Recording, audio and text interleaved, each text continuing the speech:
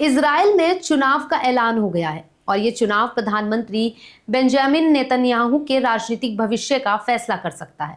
दूसरी तरफ भारत ने भी संयुक्त राष्ट्र सुरक्षा परिषद यानी यूएनएससी की सीट के लिए बड़ा दांव चल दिया है। आखिर इन दोनों खबरों का दुनिया और भारत का पर क्या असर पड़ेगा, आइए आसान भाषा में समझते हैं। नमस्कार, आप देख रहे हैं नवचेतना टाइम्स और मैं हूं आपके साथ पायल शर्मा।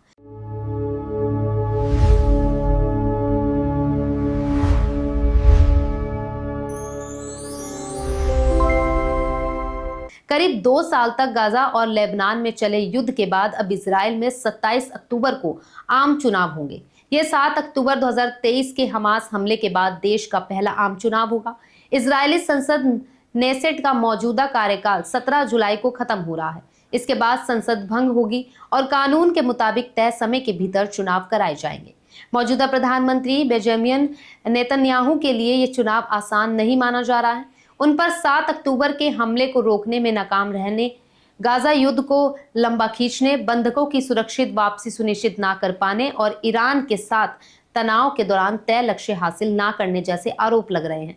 कई सर्वे में उनकी पार्टी बहुमत से पीछे दिखाई दे रही है। वहीं इजरायली सेना के पूर्व प्रमुख गादी आइजनकोट को प्रधानमंत्री पद के लिए सबसे मजबूत दावेदार माना जा रहा है। उधर भारत ने भी अंतर्राष्ट्रीय स्तर पर एक बड़ा कदम उठाया है।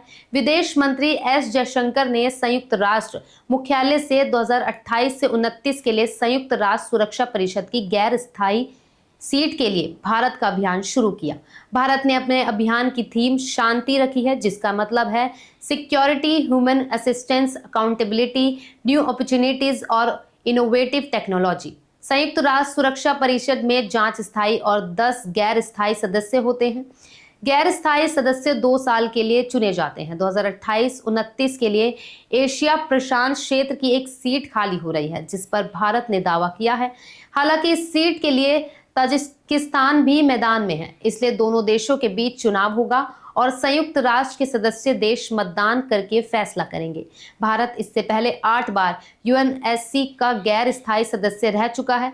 इस बार भारत समुद्री सुरक्षा, आतंकवाद के खिलाफ लड़ाई, ग्लोबल साउथ के हितों और नई तकनीक से जुड़े मुद्दों को प्रमुखता से उठा रहा है। आपके हिसाब से क्या नेतन्याहू एक बार फिर चुनाव जीत पाएंगे और क्या भारत इस बार संयुक्त राष्ट्र सुरक्षा परिषद की सीट हासिल कर पाएगा?